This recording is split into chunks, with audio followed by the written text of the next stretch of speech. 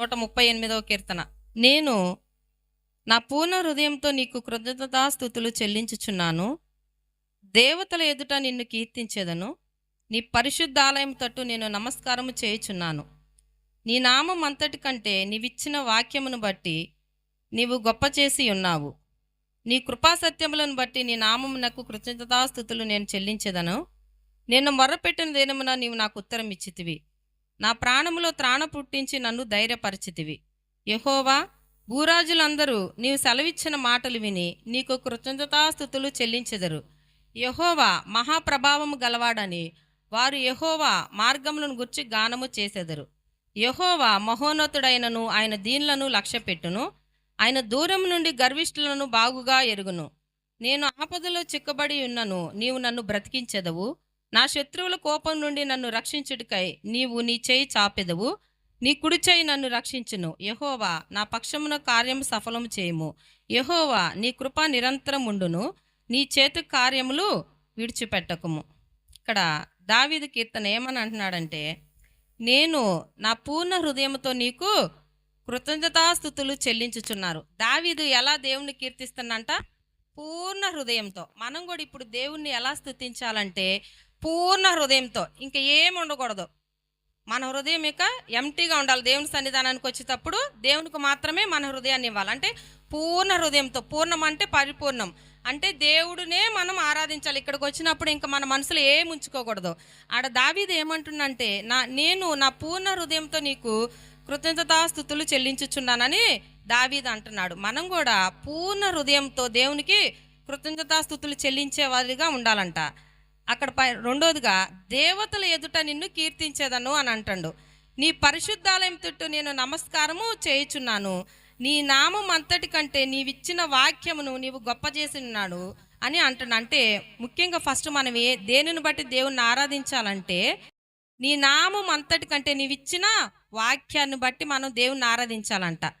ఆయన ఆరాధించేవాడు ఆత్మతోనూ సత్యముతోనూ ఆరాధించాలని లేఖనం చెప్తున్నాయి. కాబట్టి దావీదు ఏమంటున్నంటే, నీ నామం అంతటి కంటే నీవిచ్చిన వాక్యమును బట్టి మనం ఆరాధించాలంట.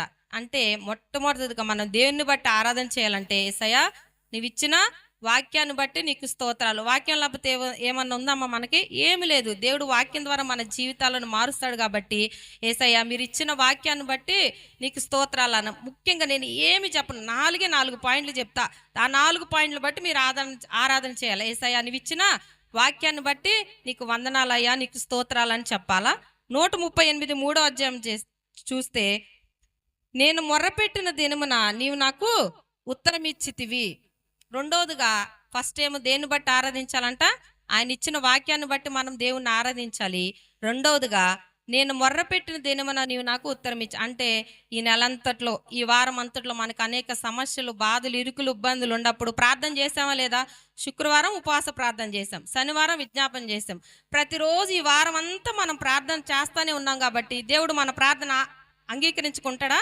ఆలకిస్తాడు. కాబట్టి ఆదివారం వచ్చాలకు మనం ఏం చేయాలంటే, ఈ వారం అంతటి దేవుడి దగ్గర మనం అడుక్కున్నాం. చెప్పాలంటే అడిగాం దేవుణ్ణి, యేసయ్యా నాకు అది కావాలి, ఇది కావాలని అడిగావు. ఈ వారం అంతా అడిగిన దానికి దేవుడు మనకి ఇస్తాడు కదా, ఆన్సర్ ఇస్తాడు. కాబట్టి యేసయ్యా అందును బట్టి నేను మొర్రపెట్టిన దినమున నువ్వు నాకు ఉత్తరం ఇచ్చావా, అందును బట్టి నీకు స్తోత్రాలు. ఈ వారం అంతట్లో ఏ సమస్యలను బట్టి నువ్వు అడిగారో, ఏ అక్కర్లను బట్టి అయితే అడిగారో, అనారోగ్య పరిస్థితుల, బలహీన పరిస్థితుల, ఇంటిలో కుటుంబ సమస్యల, ఏదైనా సమస్య, కుటుంబంలో ఒక్కోసారి జరగని పరిస్థితులు ఉంటాయి.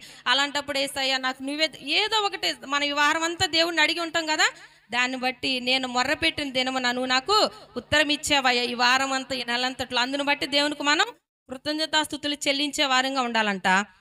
మూడవదిగా, నా ప్రాణములో త్రాణ పుట్టించి నన్ను ధైర్యపరిచితివి. అంటే త్రాణ అంటే బలం అనుకోండి.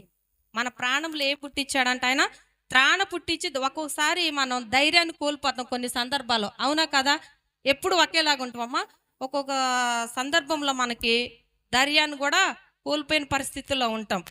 చెప్పాలంటే నిజంగానే నాకు నడువు నొప్పి వచ్చినప్పుడు ధైర్యాన్ని కోల్పోయిన. వామ్మో, చిన్నపిల్లలు, పసిపిల్లలు, ఈ వయసులో నాకు వెన్నుపూస నొప్పి వస్తే ఇంకా ముందు ముందు నేనేం చేసుకోవాలి ప్రభువా? 32 33 సంవత్సరాలకి నాకు ఎంతలంటే చాలా బాధపడ్డా.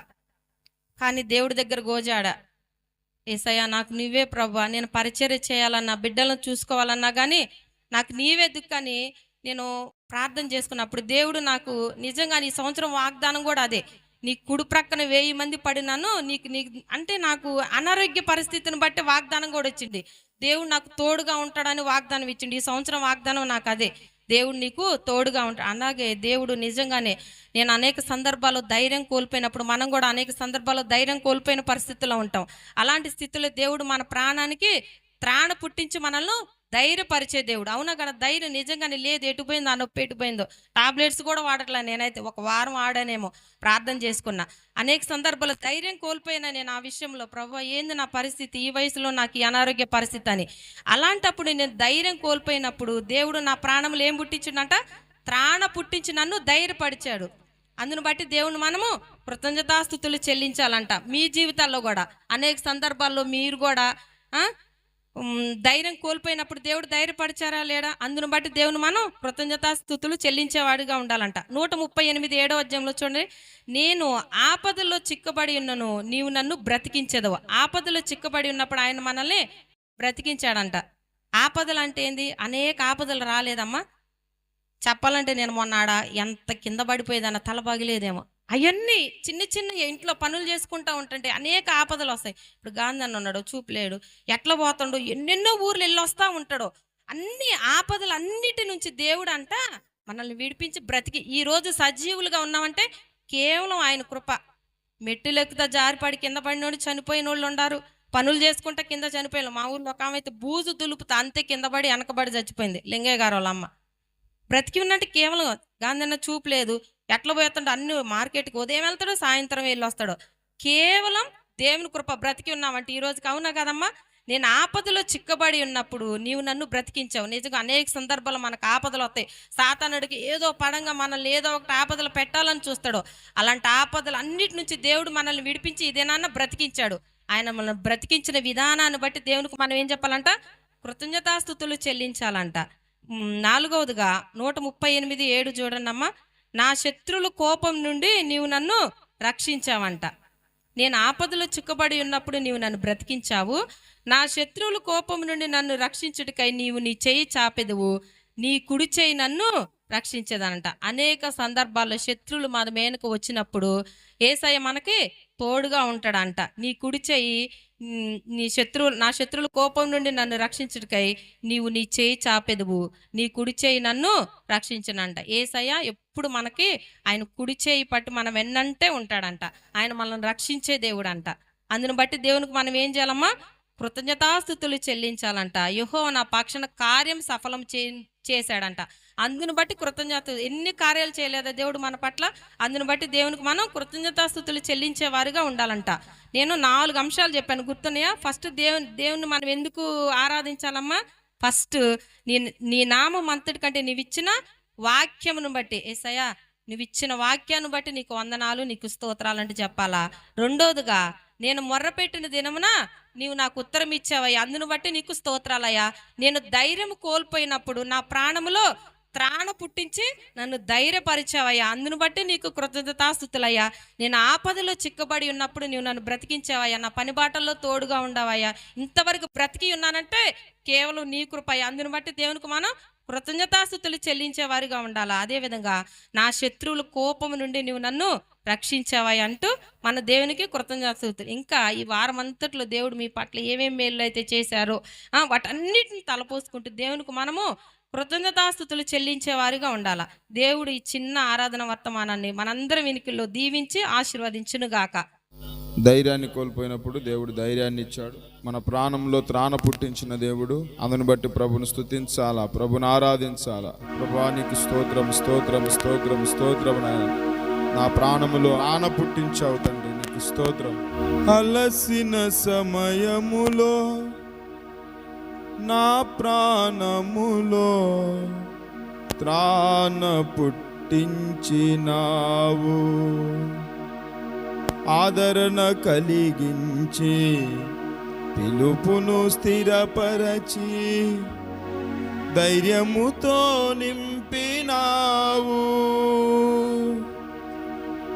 అందరు కూడా నాతో పాటు కలిసి నిండు మనసుతో పూర్ణ బలముతో ప్రభుని ఆరాధన చేద్దాం, ప్రభుని స్తుతిద్దాం, ప్రభుని గణపరుద్దాం.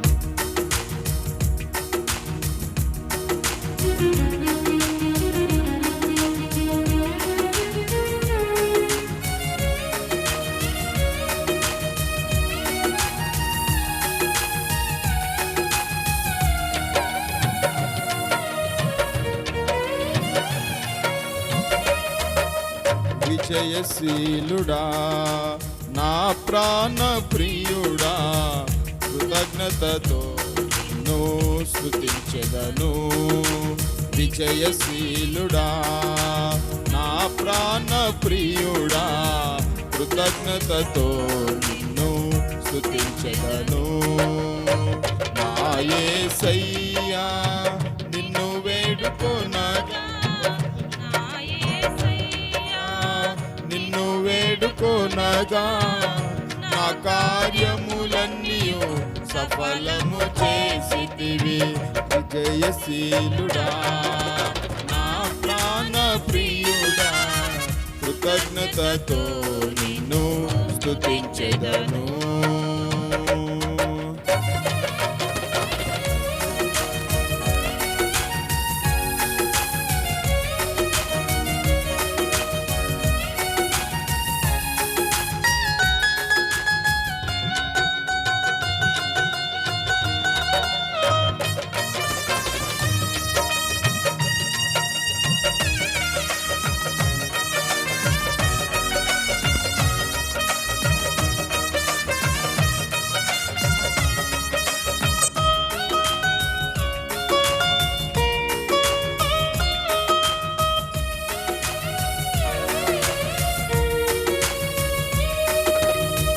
అలసిన సమయమున నా ప్రాణములో ప్రాణ పుట్టించినావు.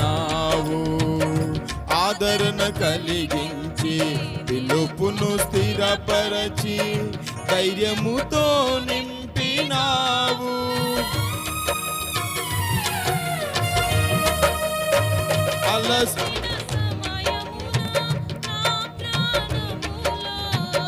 ప్రాణ పుట్టించినావు.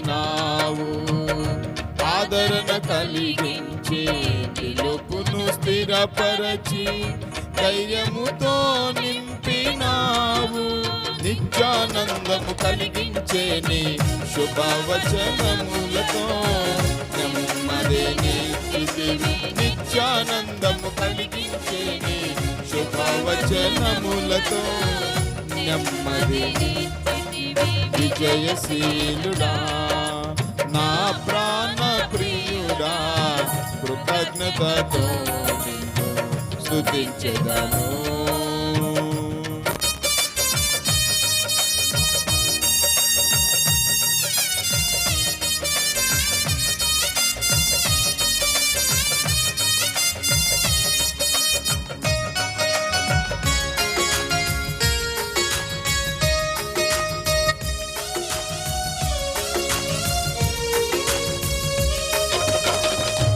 ఆశ్చర్యకరముగా బాహువు చాపి విడుదల కలిగించినావు. అరణ్య మార్గమున విడువక తోడై విజయముతో నడిపినావు. ఆశ్చర్యకరముగాని బాహువు చాపి విడుదల కలిగించినావు. అరణ్య మార్గమున విడువక తోడై విజయముతో నింపినావు. నీ స్వాస్థ్యమునకు తండ్రిగా నిలిచే వాగ్దాన భూమిలో చేర్చిన దేవా. నీ స్వాస్థ్యమునకు తండ్రిగా నిలిచే వాగ్దాన భూమిలో చేర్చిన దేవా. విజయశీలుడా నా ప్రాణ ప్రియుడా కృతజ్ఞతతో నిన్ను స్తుతించెదను. నా యేసయ్యా నిన్ను వేడుకొనగా నా కార్యములన్నీయు సఫలము చేసితివి. విజయశీలుడా నా ప్రాణ ప్రియుడా కృతజ్ఞతతో నిన్ను స్తుతించెదను. విజయశీలుడా నా ప్రాణ ప్రియుడా కృతజ్ఞతతో నిన్ను స్తుతించెదను. అవును ప్రభా, పూర్ణ మనసుతో ప్రభుని స్తుతిద్దాం. పూర్ణ బలముతో ప్రభుని ఆరాధన చేద్దాం. మన అక్కర్లన్నిటినీ తీర్చిన దేవుడు, మనము మొరపెట్టినప్పుడు మన ప్రార్థన ఆలకించిన దేవుడు, ఆదరణ కలిగించిన దేవుడు, మన ప్రశ్నకు జవాబిచ్చిన దేవుడు, మనకు త్రాణ ధైర్యాన్ని పుట్టించిన దేవుడు, మనకు గొప్ప బలాన్ని, వాక్యాన్ని ఇచ్చిన దేవుడు. ఉన్నపాటిని అందరి తల్లోంచి మోకరించినట్లయితే నిండు మనసుతో మనమందరం కూడా ప్రభుని స్తుతిద్దాం, ప్రభుని గణపరుద్దాం, ప్రభుని కీర్తిద్దాం పూర్ణ మనసుతో. లేఖనాల వెలుగులో సమయాన్ని పోగొట్టకుండా క్లుప్తంగా ఒకరి తర్వాత ఒకరు ప్రభుని స్తుతించండి, ప్రభుని ఆరాధన చేయండి.